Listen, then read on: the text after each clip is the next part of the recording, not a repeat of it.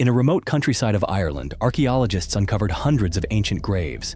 But among the countless skeletal remains, there were 3 bodies that left the entire team in stunned silence. One had been bent unnaturally, its body twisted in a bizarre and disturbing way. The other 2 had large stones forcibly inserted into their mouths, as if someone had tried to seal them, to keep something locked inside. Who were they? And why would their deaths terrify someone enough to bind their corpses, as though warding off a curse? In today's video, we'll be exploring one of the deepest fears that haunted Europe for more than 1,000 years, the fear of the dead coming back to life. So fasten your seatbelt as we dive into today's mystery. But first, you'll have incredible luck if you like and subscribe before this video ends.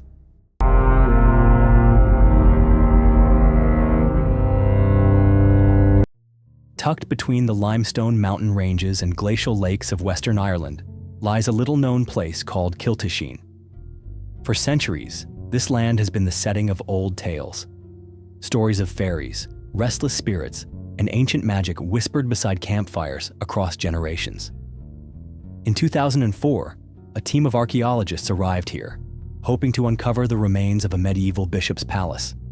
They expected to find broken masonry, religious relics, or perhaps the crumbling remains of defensive walls. But what they discovered was unlike anything science had previously accounted for. The archaeologists began carefully removing each heavy slab of stone, and as each one was lifted, something shocking began to appear. Real human skulls, crushed beneath the very foundations of the structure, as if the builders had deliberately constructed it over the remains of the dead. Within a space barely 3 square meters wide, they uncovered between 30 and 40 skeletons, stacked one atop another in a chaotic and chilling arrangement. When they expanded the excavation into the nearby field, more graves began to surface. The archaeologists estimated that the number of burials was so vast, nearly 3,000 individuals may have been interred here. But among these thousands of skeletal remains, a few stood out as being disturbingly different. One skeleton had been forcibly bent, its body deformed beneath massive stones placed directly on top of it. 2 others had large, heavy rocks jammed deep inside their mouths. These findings were not only archaeologically jarring, but they also posed a question that could not be easily dismissed. Were these individuals once considered a threat, even after death? One male skeleton, estimated to be in his 30s, was discovered in a state of extreme disfigurement. Unlike the majority of traditional burials, his legs were not laid straight beneath him. Instead, they had been twisted upward toward his torso, as if someone had used their full strength to fold his body in half. More disturbingly, his spine and pelvis showed signs of deliberate trauma, broken, then bound in a position that defied any natural posture. A large stone had been wedged into the center of the skeleton, as if to pin it down, to stop something from breaking free. For people like Professor Mark Horton, an archaeologist who had excavated hundreds of medieval graves, this discovery went far beyond anything he had ever encountered. In an interview, he didn't try to hide his astonishment. "This body was shattered, then tied together like a bundle of flesh and bone," he said. "It's possible they did this to make absolutely sure that this man could never come back from the dead." But things didn't end there. When the team uncovered the next skeleton, a quiet hush fell over the entire site. Lodged between the teeth of the deceased was a large, heavy stone. The surrounding teeth had all been broken. This wasn't an object that had simply fallen into the mouth over time. It had been forced in, deliberately, with violent intent. And this unsettling detail suggested a disturbing possibility: that someone had performed a ritual on this body just before it was buried beneath the earth. From that moment on, a troubling question began to take shape. Had the people of Kiltisheen, more than 1,000 years ago, believed that some of the dead would not stay buried? After bringing the unusual skeletal remains back to the lab for detailed analysis, what the archaeologists uncovered not only confirmed their initial suspicions, it opened a doorway straight into the darkest corners of the medieval human psyche. As the bones were carefully cleaned, marks hidden beneath layers of earth began to reveal themselves. On the legs and ribs of several individuals, researchers identified deep, clean cuts, as though someone had struck through their bodies with a sword or spear in a deliberate, calculated motion. What stood out was that these wounds were not caused by accidents or injuries sustained in battle. They were signs of mutilation inflicted after death. But why would anyone do this to the dead? One theory suggests that these individuals were not merely victims of war or casualties of social exclusion.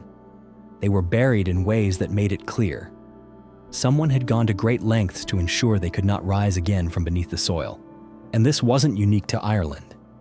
Across the distant regions of the Czech Republic, England, and Romania, archaeologists have uncovered similarly strange graves. In some, bodies had been nailed into their coffins. Others had been decapitated and buried face down. Some were found with iron stakes driven through their hearts or with heavy stones pressed against their chests, as if to pin them in place. Archaeologists refer to these as deviant burials, burials that deviate from the standard rites of Christian doctrine, which dictated that the dead be laid straight with their heads facing west, awaiting the day of resurrection.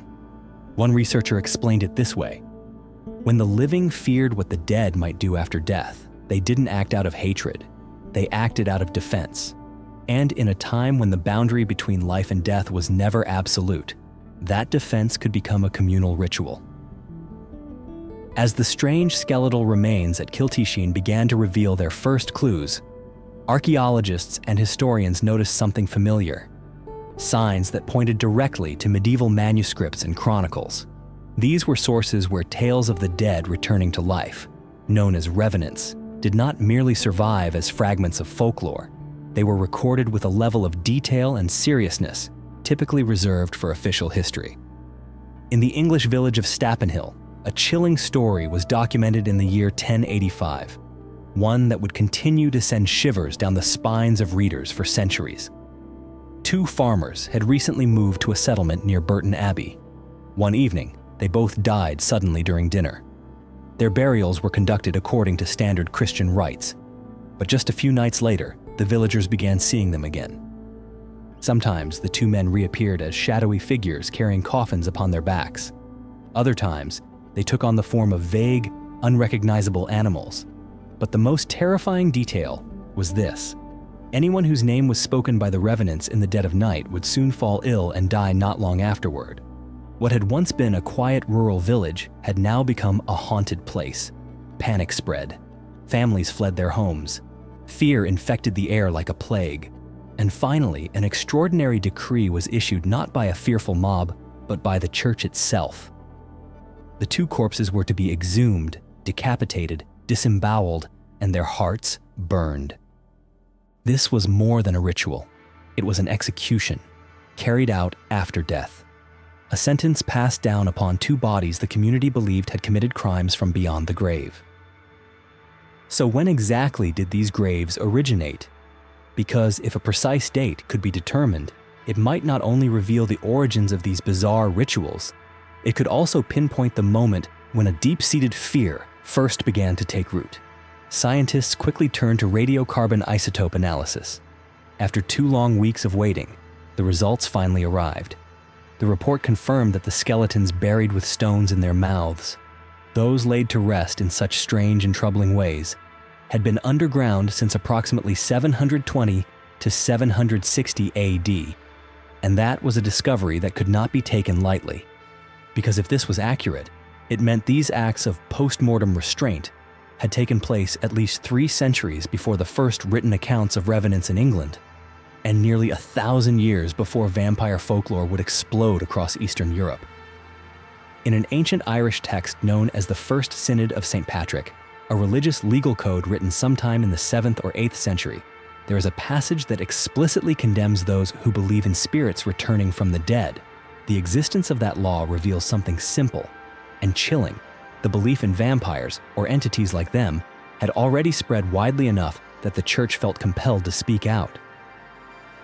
In a small village called Marotinu de Sus in southern Romania, a man named Petre Toma passed away in 2004. His family held a proper funeral, burying him according to Orthodox Christian rites. At first glance, everything appeared completely normal. But less than 6 weeks later, his granddaughter began telling a different story. She claimed her grandfather had been appearing to her in dreams, night after night, and not as the gentle, kind-eyed man she remembered, but as a gaunt, hollow-eyed figure, silently standing outside her bedroom window. Stories like these were not uncommon in her village. Everyone knew the name for such occurrences: Moroi, the restless dead who brought unease to the living. And so, on a night in March, 6 men quietly walked to the cemetery, shovels in hand. They unearthed the grave of Petra Toma. They opened the coffin, split open his chest, and removed his heart. Then they carried it out to a barren field where they burned it to ash. Afterwards, they mixed the ashes into water and gave it to the granddaughter to drink. When the story reached the press, the reaction across Romania was one of shock. In the cities, many expressed embarrassment that such medieval brutality could still exist in the modern age. But in the village where it had happened, no one seemed ashamed. The locals didn't see it as an inhumane act. Quite the opposite. They believed they had done something good for the one who had passed on. That truth raises a deeper question, one no chemical test could ever truly answer. Could it be that these so-called superstitious medieval rituals were, in fact, a deeply rooted cultural reflex? Or perhaps a way for human communities to maintain balance between the living and the dead? When the stones once buried deep inside the mouths of the dead at Kiltisheen were brought back to the lab, when shattered bones were pieced back together like questions with no answers, and when the fingerprints of human hands still lingered on skeletal remains more than 1,000 years old, one thing slowly became clear. We are not merely looking into the past. We are listening to echoes that still call out from the present. From the medieval rituals of restraining the dead to the 1968 exhumation led by historian Chauncey Loomis. From tales of walking corpses in Stappenhill to a heart burned in a Romanian village in the 21st century, all of it points to one undeniable truth. Across every age, human beings have struggled to make sense of what happens when life comes to an end. Modern science offers many explanations. That gas from decomposition can swell the body. That blood spilling from the mouth is simply gastric fluid. That fingernails appear to grow because the skin retracts. But in the 8th century, people didn't think that way. And so, beneath the damp, cold soil of Western Ireland, there remain bodies buried in ways no one dares repeat. There are mouths that still hold stones, and there are questions that, even after all these centuries, still have no clear answers. If this story made you pause and think or reminded you of something you once heard, feel free to share your thoughts in the comments below. And if you'd like to keep exploring mysteries like this one, don't forget to subscribe and turn on notifications. I'll see you in the next mysteries.